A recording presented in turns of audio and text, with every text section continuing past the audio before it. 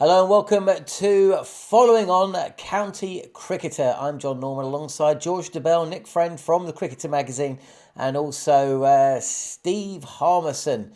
Looking back at a bonus round really, came out of nowhere of county cricket. We're going to be talking about the ECB statement that was released yesterday in regard to Yorkshire, and also about a call up to another Overton, Jamie Overton, who we've been mentioning quite a lot in this show in the last couple of months. So strap yourself in. We're also going to answer a host of your questions as well. So stick around for that. And you are watching on YouTube or listening via the podcast, the Following On podcast, to Following On County Cricketer.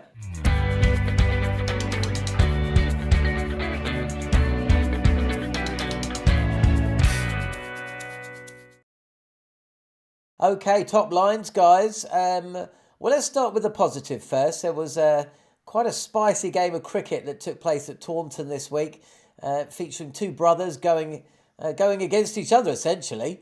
And you'd have to say that Jamie Overton won. Although, is it winning when you essentially knock your brother out or concuss him and he has to... I'm not sure if he was carried from the field, but maybe walked gingerly from it, all in front of your adoring father, who's wincing at the same time as beaming with pride. Only cricket. George, I Yeah, believe of course it is. You've spoken to Mister Mark. Overton Senior. Oh, well, we just exchanged messages. Yeah. I mean, just to say congratulations, really. I mean, it's an amazing achievement to have your two boys in the same England squad, or two girls. Or I mean, I suppose the Currans have done it, haven't they? And the Hollyoaks did it. But in England, it's pretty rare. It's pretty special. I don't suppose they'll both play in this game anyway, but it's a really good achievement. And look, it was box office, so obviously I was at the Test match, but I couldn't help but watch. I kept on tweeting things from it because that was Jamie Overton is such an exciting cricketer, whereas Craig is sort of quite pragmatic, quite line and length. Quite, you know what you're going to get with Craig, and that's not a bad thing. He's a reliable cricketer. Jamie, I think, as I said before, he puts together the best highlights package in county cricket at the moment. It is sexy as hell because he bowls absolutely lovely deliveries. He's fast. I think he's the fastest bowler in England available right now. He's not as fast as Mark Wood, but he's fast. He's fast as Ollie Stone, I reckon. He swings it, and he's got the sharp as hell bouncer, which Craig would be able to tell you about, and Josh Davey. He made them both retire hurt in the same spell. At the same time, what you've got to realise with him is he bowls a bit of tosh. He does. I mean, he is an attacking cricketer, and he can also bat. By the way, he's definitely, I think, a Test number 8 quality batter, which I don't think England have right now. So that's something with him as well. As a bowler, not quite the same, but he does remind me of Harmy. I mean, that is the obvious person to compare him to, and actually, really good Harmy as well. I mean, 2004 Harmy, when you were swinging the ball, was it in the Caribbean that happened in particular? Caribbean, yeah. It swung in the Caribbean. It swung every now and again. It was just weren't always an idea of which way it was swinging and how the velocity and degree was swinging to. But I agree. I like this boy. I think he's got it's good the way you described the highlights. He is a highlights package, and I actually think England can fit him in. I really think they can fit him in. I actually think How? when you look at it, if Ben Stokes, because we're 10 days away, that knee of his might be a struggle. If Ben Stokes can't bowl, unfortunately, Jack Leach can't play.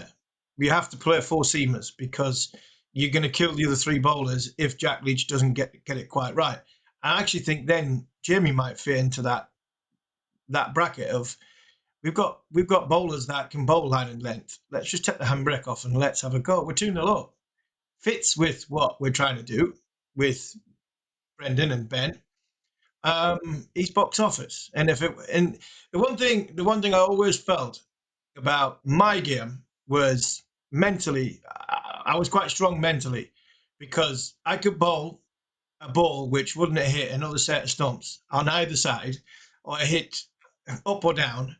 But I know for a fact that the next ball was the most important one, and come back and the next ball was the one that counted. And You could go, you could fire it, bang. You could put all the nonsense to one side. Because if you bowled a bad ball, possibly embarrassing, possibly could have been all over the shop. You know for a fact, hand breaks off. You want to bowl fast. That's your job as your fast bowler. And you come in and you bowl the next ball as fast as you possibly can. Jamie strikes me as somebody that does that.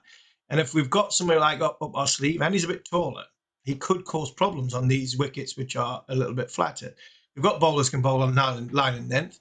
What we haven't got is a mystery spinner or somebody that can just bowl a ball out of nowhere that can take a wicket.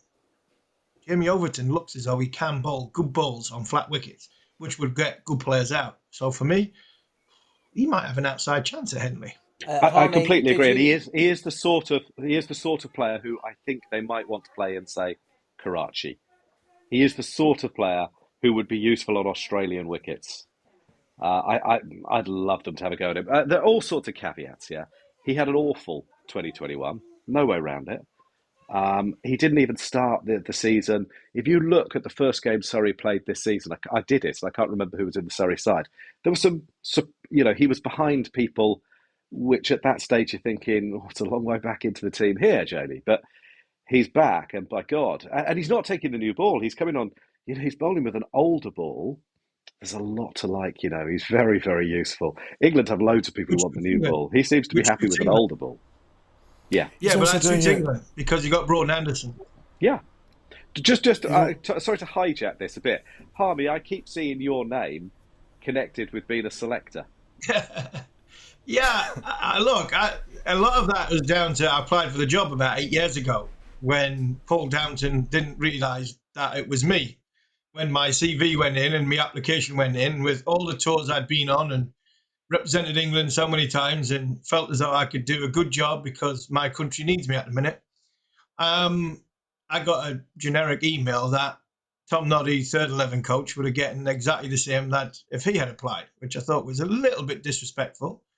And then I told Michael Vaughan, who, as you know, went and told the world, and Paul Downton wrote me a nice handwritten letter, which I've still got, saying, look, of that, we probably didn't think it was you, and we're sorry that you got that email. Sorry you felt as though you were being disrespected. It wasn't personal, so that's fine.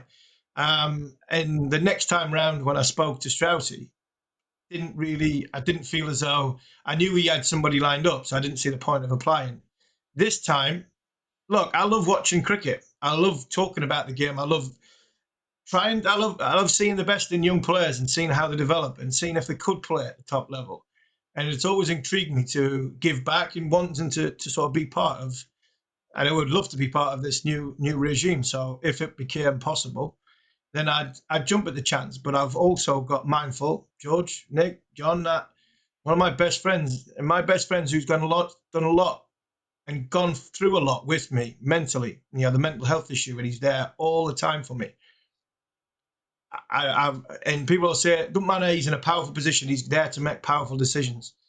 This is a bit different from me and Keezy because of what he's seen and how we've sort of grown through our careers. And I really wouldn't want to put him in a position that if he's already got somebody in mind that he thought he could do a better job, that I would throw a spanner in the works. But all of a sudden, there's been articles about it. So yes, I would be quite keen on having a conversation to see if that role would be something that would be good I could do to help the England cricket team. If not, I wouldn't lose any sleep over it. I love doing what I do, and I can hopefully shape it from afar. There's your article, George. Got what you came for, George. I don't even have a laptop at the moment, so I'm not much of a journalist. Harmy and come and get me, please. We haven't heard from Nick. Nick, if it wasn't Jamie Overton called up, who do you think it could have been? George is saying he's the fastest bowler on the circuit. Bryden Cast? Bryden Cast in the Netherlands, isn't he? Cast in the Netherlands with the one-day squads. No, look, most of the quick guys are injured, aren't they? I mean, we've sort of been there on on this topic. I mean, there are guys I've seen this season who these certainly aren't guys who I think are particularly close, but guys I've watched this season who I've been impressed with because they've looked a bit quicker. Ben Mike at Leicester, I think, has impressed people. He's got a bit of pace. Ajit Singh Dale at Gloucester, slightly slingy action, gets it through fairly sharpish. Once again, I say certainly not guys who'd be in the reckoning at the moment, but Two young blokes have been pretty impressive certainly with the pace of the ball. Tom Helm started the season very well, suffered an injury, didn't play at Derby this week, but has come back into Middlesex's blast side. I think if he was fit for any period of time, I think he'd quickly work his way into conversations, because I think he's good. But Jamie Overton's always... He was first picked by England at 19 in an ODI squad. It's always been coming to this point, and I quite like that he's sort of got in at 28, having sort of, he may well get more injuries, but having done the injuries, as it were, and also having done that whole period that a lot of English fast bowlers go through, where they do struggle to control it, and I think his accuracy has certainly improved this season on what's happened in the past, and I don't know, maybe he's peaking, maybe he's reached that level of maturity. Maybe Surrey using him quite intelligently, as you say, not giving the new ball, having guys that can do that job, and almost sort of letting him loose on pretty flat surfaces when they need to try and make a breakthrough, and also just watching him bat. I mean, John, you'll know better than us. I watched probably more of Surrey than we have this year, but I mean, you get a mate down, they've still got Jamie Overton, Gus Atkinson coming out to bat, Jordan Clark, Cam Steele batting down the order. I mean, they're just stacked full of batters, aren't they? So and Jamie. When I watched Jamie bat against Northants, when he came into bat when the game was very much alive, I mean, within an hour and a half, him and I think it was Gus Atkinson had killed the game, really. I mean, he's a proper batter for someone batting at 8, 9, 10. And I think his batting has gone the other way of Craig's in the last few months or so, you'd have to say. I mean, Craig was certainly the one who was the bowler who could genuinely bat, more of a bowling all-rounder, he was a bowling all-rounder, whereas Jamie was a bowler who could hold a bat, whereas I think in recent months, I think the numbers would back it up, but it's sort of been a bit of the opposite. But I'm pleased he's done it this way, as I say, because it feels like it's been on the cards forever. I mean, he was in that England, he was called up to England ODI squads in 2015 against New Zealand, the Morgan McCullum series, just after the World Cup debacle. So I guess there is a nice sort of symmetry to him being called up now for this almost identical series, and sort of after rock bottom, as it were. And and as you guys have said already, I mean, it wouldn't be at all surprised if he played, just because of the kind of cricketer he is, matching up to the kind of cricketer that Brendan McCullum and Ben Stokes clearly want. It's also how he's managed. When it comes to leading, captaining that maverick figure, it's if you can manage that right, and not having worrying about what potentially could go wrong, i.e. a good player gets in, because these top players they're not feared of pace. Top players, top 6 batsmen, not many players around the world fear pace. They see it as an opportunity to score. As long as he's managed right, that's fine. Yeah, Michael Vaughan, people would say he was the best man manager I've ever known. I've talked about being the best liar I've ever met, because he could make me feel 10 foot tall when I'm bowling at 8 and over. He could get me in a position to constantly let go of the ball as quickly as I possibly could, and not be bothered about the repercussions of ball going all around the park. He'd just turn around and say, I'll give it to Fred, I'll give it to Gilo bowling over the wicket, I'll give a ball a foot outside of stump. I need you to take wickets, I need you to bowl fast, and I'm not bothered where it goes. If he's managed properly like that, which I think he will be, the way Ben and Brendan are, as sort of characters who want to move the game forward and move the game forward at pace. I actually think it might, as Nick says, coming in at 28 is a good time for him, but actually coming in at this environment would be a good time. 12 months ago, possibly would have been the worst time. It might just be a good fit for all round. Can we move the conversation on to something that's a little less savoury? George, you've been at the front of this story for 2 years. The ECB have announced this week on Wednesday that they believe there is a case to answer to 7 individuals, all connected to Yorkshire County Cricket Club, in regard to the Azim Rafiq racism claims or story, or essentially it's been proven to be true, actually, what Azim's been saying about the club. There was a question asked to me on TalkSport, why is this going to be coming out in September, October? Would that be easier for the ECB? Is that unfair? Do these it has taken a long time to get to this position, and understandably they've got to be seen to be doing things the right way. I believe every single individual case will take between 7 days and 10 days to actually see through. So, it's going to take a while, but a cynic would say, well, let's get that news after the season's over out there, if it's negative, which it may Yeah, well be. I don't think that's I don't think that's what's gone on here. I think, as I understand it as well, just I might be wrong, but I think they're going to run all the cases concurrently. So I think they're looking at it taking 10 days, but for all of them, because they're not going to keep the witnesses, there forever, are they? So anyway, that's how I understand it. No, it's taken a very long time to get to this stage. It's been a massive investigation.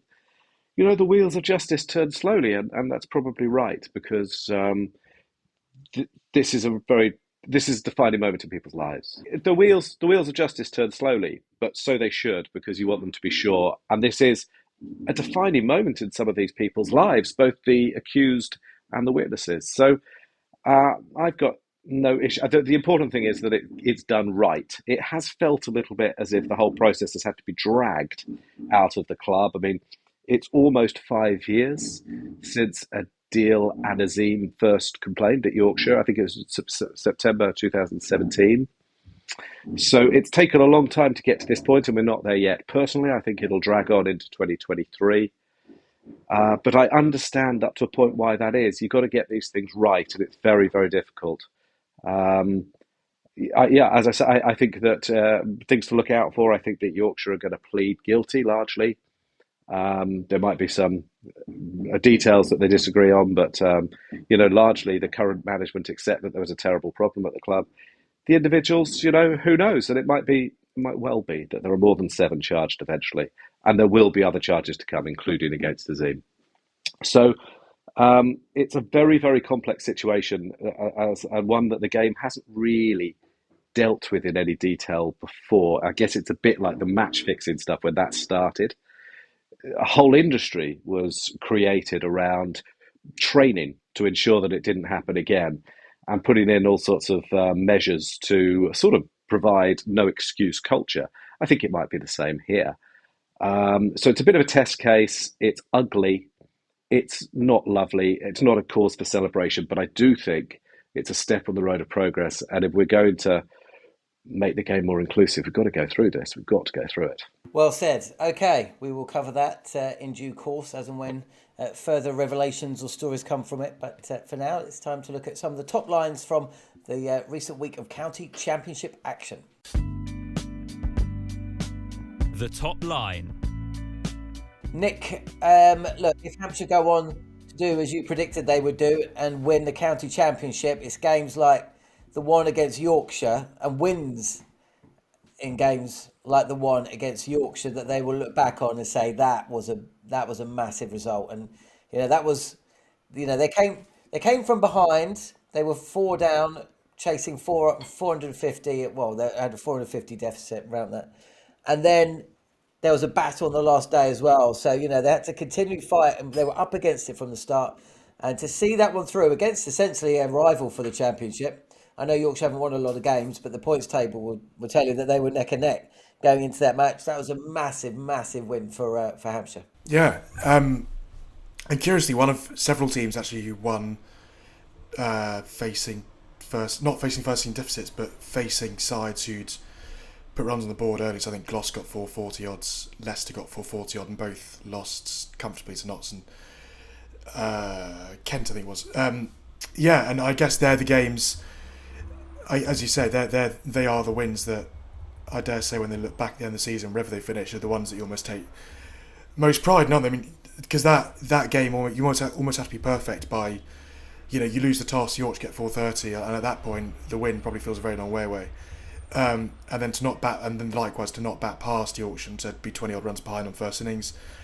But what Hampshire will have all season, even without Mohamed Abbas in this game, is a very, very good set of seamers. And Brad Wheel came in, effectively the job that Abbas has been doing, took 7 wickets in the match, cleaned up the tail in the first innings and took a couple of crucial ones in the second innings. But Keith Barker's been brilliant all year, Kyle Abbott's been brilliant all year.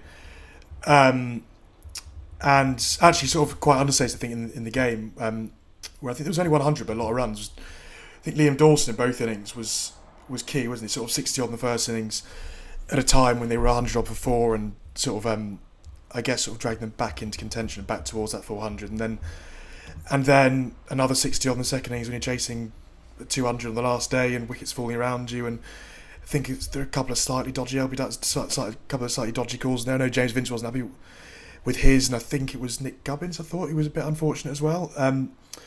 So yeah, to be 100 off for 6, chasing 200s, final day of the season against a good team, as you say. I mean, that is it's a proper result, isn't it? And a couple of losing Dawson towards the end when 10 needed obviously made it even nervier. But there's a lovely shot to win it actually. I think James Fuller sort of uppercutting over third man to a ball that was sort of didn't look like it was there to play that shot to, but really good win. And as you say, I tipped them at the start of the season. I'm going to stick with them because they've got all bases covered in those games. If you can win those ones, we're probably not quite at your best, but you sort of match up to another very good team, then yeah, you can't do much more than that. But equally, Surrey did win a similar game, didn't they? Chasing a sort of nasty target on the last day. Yeah, Lewis Gregory really made it a bit nervy for Surrey, didn't they? Who were, they reduced Somerset early. Somerset looked like they were going to be bowled out for about 120, and then Overton and Duffy, was it, were knocked out or knocked from the field. Then they came back. Peter Siddle, I mean, it's always Peter Siddle as well. Second innings, he comes in, just doesn't get out. And suddenly, instead of a target of about 80, you're looking at 210 or something. And, Surrey have lost a few players, but despite a little wobble, they got there. But there was another big win, and that was Lancashire. I'd written them off, George, to be honest. I was looking at the scorecards throughout the day. I was obviously hoping Hampshire weren't going to win. I kind of was hoping that would be a draw. And I'd written off Lancashire's chances of chasing that down, but they did it perfectly, really. Chased with 329, day and 4 overs to get them in, and they did it with 4 overs to spare. Absolutely fantastic run chase. I was wondering what people in Sussex were thinking about that, because obviously it was led by Luke Wells. I mean, what did he get, 175 or something? Yeah. And against a pretty good attack as well. Liam Norwell, I think, took a 5 for in the first innings. He's a good bowler. Danny Briggs, another man from Sussex as well. And that bowled 30 odd overs for Warwickshire. A lot of Sussex influence in a top of the table clash in Div 1, as you say. Do you wonder what they must be thinking? Well, on the quiet, I watched a fair bit of yesterday. If I'm honest, Briggs had a bit of a shocker. I don't think he's at his best this season, to be fair. He obviously had a fantastic year last year. But he did bowl a lot of full tosses. Anyway, neither here nor there. I don't want to take anything away. A fantastically paced innings from Luke Wells. Because they were under pressure for a while. I mean, I think they lost 2 early. Anyway, brilliant innings from Luke Wells, and it did make me think, what are they thinking at Sussex as they go through, this interminable rebuilding process, which seems to be going on since the dawn of time. They have lost a beauty in Luke Wells. He is absolutely the perfect county player. He is. I mean, if the stars aligned slightly differently, he could be opening the batting for England now. He is probably might be a better player than Lees. I mean, Lees gets better every time I look at him, doesn't he? But he's a good player. He's similar to that in many ways. And so they've got themselves a top order player who doesn't seem to be used in any T20 leagues, doesn't seem to be used by England. He's just available, can bowl leggies too. Fantastic player. Tell you what, Harmy, there's another top order player who doesn't play a lot of T20, doesn't bowl leggies, bowls off spin. A guy that we saw on TalkSport duty, didn't we, in November, December, India against New Zealand, and we were surprised that Rashid Ravindra wasn't part of their squad. I know he came over with the initial team, but then he was kind of released, the initial squad. I told Goffey to sign him. You told Durham to sign him. Durham did sign him, and he knocked off 200 on debut. Yeah, I thought he was a fine player in that India-New Zealand series. Batting number 7 now in that series. He's playing as a sort of second spinner, come all-rounder. But I thought he's electric in the field. This kid's a good player. And I remember being at Yorkshire with Goffey and saying, what about this kid? And he said, well, we've got Don Best. And Don Best was something similar, because I don't think Goffey realised he was a fully fledged opening batsman. And I remember one of my best mates, somebody I played junior cricket with, he's a marketing man at Durham. And they were talking about overseas players. And I says, go and get this kid. He'll not cost you a great deal of money. New Zealand are over. It suits everybody. He'll be wanting to prove his point. But Durham signed, I think they'd already signed Keegan Peterson at the time. Sachin Ravinder's come in and he's got 260 out once in the game. Yes, there might have been a flat wicket, but he's batted beautifully. And some of his shots, I watched a little part of the stream. Okay? Might have been a flat wicket. Watched some of his shots for Scott. Yeah, it was a flat wicket. It was a proper flat wicket. But him and Borthwick, their partnership, 200-odd run partnership, was a thing of beauty, and he's stylish as well. And I couldn't believe that he didn't bat number 7 in the Test match and get the nod over Bracewell. But even more so now with all the COVID cases, he's not been sort of shipped in, and he might end up getting a game at Headingley come that. One thing I will say about this round of County Championships is that I think you can see we've just come off the back of T20 because there's some big scores knocking around, but there's a lot of 40s, 50s, and 60s. There's not many. Look at the teams that have got 450 and 500. There's only one Centurion. There's a lot of starts. I think there was actually the Hampshire game. Hampshire game had 8 players get 30 or more, and nobody got 100 out of 410. So just shows you the transition from 2020, not concentration, longer format, everything that goes with it. I think we've seen in this round of championship games that the transformation between the two skill sets of white ball and red ball. There is a little bit in that. So for future reference, I think when we are trying to restructure the game of cricket, I like playing one block, then another block, then another block, because I think the players and it suits the players. But some big scores this week, and for me, the game of the week was that run chase at Edgbaston. It's a huge win for Lancashire. And it keeps them in touch and distance. There was a bottom of the table scrap, which may end up being decisive. Kent beating Gloucestershire, and at the top of Division 2, Nick, big win for Derbyshire. A lot of people moaning, a lot of Middlesex supporters moaning on my timeline anyway. But that's another statement, eh? The Mickey Arthur regime is well and truly on. Did you see that? Is it Umar Akmal? Mickey Arthur. That was brilliant by Mickey. Umar Akmal whinged, moaned, gone to the Prime Minister Imran Khan about why he's not playing. Mickey Arthur tweeted, "Just look in the mirror, son." It's the best saying to anybody in life. The best saying to anybody in life. When you start whinging and moaning, just look in the mirror, because the majority of the time, son, it's your fault. It's your fault. Brilliant, Mickey Arthur. And he's not talking about that daft bandana that he was wearing during the PSL either, I'm sure. No. Yeah, Derbyshire. That's a big win for them over Middlesex, Nick. Yeah, because Derbyshire, I think Mickey said this actually pretty openly at the time, was that they were competitive in a lot of games in that first set of matches without probably winning as many as they drew 4. They'd only won one of that first set, and that was only the second win of the season against Middlesex. And they scored a lot of runs, or Shah Massoud scored a lot of runs, Brooke Guest scored a lot of runs, Wayne Madsen was in the runs, but they weren't bowling teams out, and they've only lost once this season. So they were I think it was probably a similar place to where Durham have probably felt like they've been, just drawing too many games, being competitive without forcing themselves over the line, which actually is what Middlesex have done very well until that game at Chesterfield. It was probably a game that rested on Shah Massoud in the end.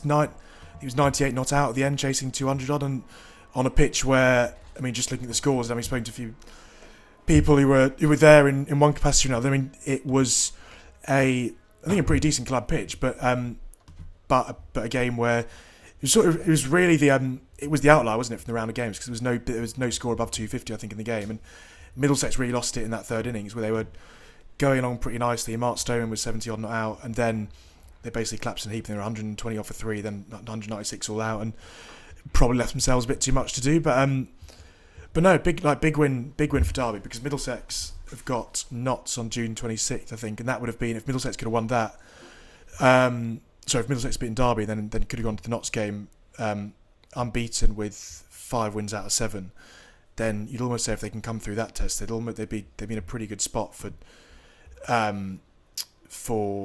the remaining, I guess, for the second half of the season, as it were. So it really drags Derby back into it. It probably drags Worcester back into it as well.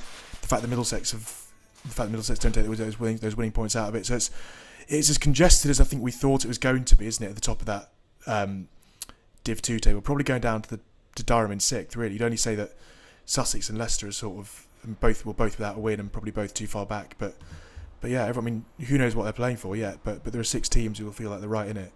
Good stuff. Unless there's anything else I've missed, guys. Yeah, well, I was just going to say it might be worth looking at if Paul Edwards, the journalist, was writing, I think, for Cricket Info, and it might be worth reading his reports from Chesterfield because he was inspired. And if you like Paul Edwards, his work on that game was terrific. There's a lot about trees, if you like trees as much as cricket. He wrote about it was classic. He's written a piece for the Cricketer today, today being Thursday, in which he writes about the electric kettle in his Chesterfield hotel room. So he really did. He really did have a week out. Do you know, I've recently had to, I think it's okay to say this, I recently had to write the foreword of his book, and it's probably the most intimidating thing I've had to do in my career, because I knew it was going to be the worst written page in the book. There's just no way around it. I think I started by saying it's like being asked, like a painter going asked to paint Van Gogh's Lou. It was just horrendous. I just felt completely unworthy. Anyway, it's a very good writer at his very best, clearly inspired by the Cricket Spire and all that. Brilliant stuff. Okay, let's get on with the questions. We've had plenty of questions in here, so let's get to the mailbag. The mailbag. Okay, so it's the section of the show where we answer your questions. And Dave Studland has been in contact. He says, I know we want flatter wickets, but should the pitch at Durham versus Worcester should be rated poor? 1,294 runs for 17 wickets in 4 days is not really helping anything. Is that just a little bit of collateral damage, George? Do you think you got to do these things, and sometimes you'd rather go that way than the other? Is a very long-winded way of me asking a question. Basically. No. I'd much rather go the other way. Look, I wasn't there, and I don't want to cop out. I really don't want to. But I wasn't there, so I can't really comment. You know, people were complaining about the pitch at Trent Bridge wrongly 2 days in. And it wasn't fair either. So I wasn't there. The balls aren't very good. They're really not. Every bowler you bump into will tell you that this season. But the general point he makes is probably right. There's nothing worse. There's nothing more dangerous to cricket, I genuinely believe, than a featherbed. Awful. They don't offer anything to batters. They don't offer anything to bowlers. So you accept that it's not an absolute precise art, and that sometimes ground staffs are going to get it wrong. You accept that they've got a lot of pressures on them. It may have been an absolute dog of a pitch. Yeah, it really might have been. I hope that they look at playing on hybrid surfaces. I hope they look at playing first-class cricket on hybrid surfaces. They must. We do it already in white ball cricket. I actually think it will make the gap between international and first-class smaller. I hope that they look at that. And there are days, and this may be one of those games where that would be very beneficial, but I wasn't there, so I can't be any more critical or chucking a slight caveat. Not so much caveat. I also wasn't there. There are the two things. Obviously, the relaying of the square. I think Harmison maybe was that 18 months ago. Obviously in the past it was the opposite at Chester Street, wasn't it? Where if you came to Durham and got land at Chester Street and got a wicket. Yeah. I think but the other thing I would say, so I think there is probably a bit of teething going on, because obviously a lot. I mean, that has changed. That has gone from one extreme to the other, hasn't it? And the other thing I say is that actually, if you look at the pattern of that game, Durham batted as big as they could, because they knew they knew they could only win that game by batting once, and they were very close to. They had Worcester 9 down within the follow-on territory. And actually, if you bowl a team out, if they take the final wicket and force the follow on, it's still pushing it, and it doesn't make the pitch any less flat. But that doesn't. But then there is a game there. So it's a slight nuance to it. I'm not disagreeing with the question particularly, but I do think that's worth saying that actually, if that 10th wicket falls and they've probably got a 160 odd run lead and force the follow on, and strange things have happened. Worcester, I think, had a debutant opener who was on a pair going to that second innings. We batted. Durham know they can just throw everything out the game, and anything could happen. But no, I don't disagree with the premise. There are 1,300 runs for 17. Okay, next question from Jim Amos or Jamis. How on earth, this is for you, George, maybe, how on earth can Sussex continue to justify their ticket prices for the Championship when they're essentially an under-18 team with a few second-team standard players? Can you help me understand the vision of the club? They pleaded poverty, but then spent big on overseas. Is that fair? It's not going very well, is it? Yes, it probably is fair. Yeah, that's probably fair. Um, to be fair to the club as well, I mean, they've literally just appointed a new chair, John Philby. I know John Philby a little bit. I really believe in John Philby. I mean, how long has he been in position? A month? Give him some time. But I mean, the problem for supporters is they've been told for ages, give it some time, give it some time. And there's been a succession of quite poor decisions made, it seems to me. They've lost good players. The recruitment, I mean, yeah, you would hope that there might be some white ball joy among the red ball misery, but even that isn't going quite as well as you might have hoped. Um, yeah, they're worrying times. This is the problem with long term plans. If a coach ever says there's a 5 year plan, warning bells ring in my ears. That to me is saying, oh, just give me a long time to keep in a job.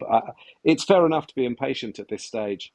They have got good young players, but will they improve in that environment? That's the worry.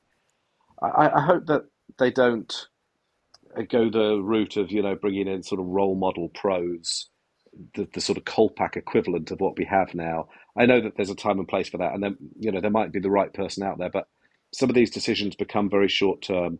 I don't actually know enough about what's going on at the club to tell you what the solutions are, but what a mess, and the Luke Wells thing must really sting. I think the risk with picking a load of talented youngsters together is that if you keep on losing games, which is what they have done for the last 2 or 3 years, you're sort of breeding a crop of losers, if that makes sense. Yeah. Like as much as We did it at Tom Durham. Clark. We did it at Durham. Yeah, exactly. And Tom, We did it at Durham.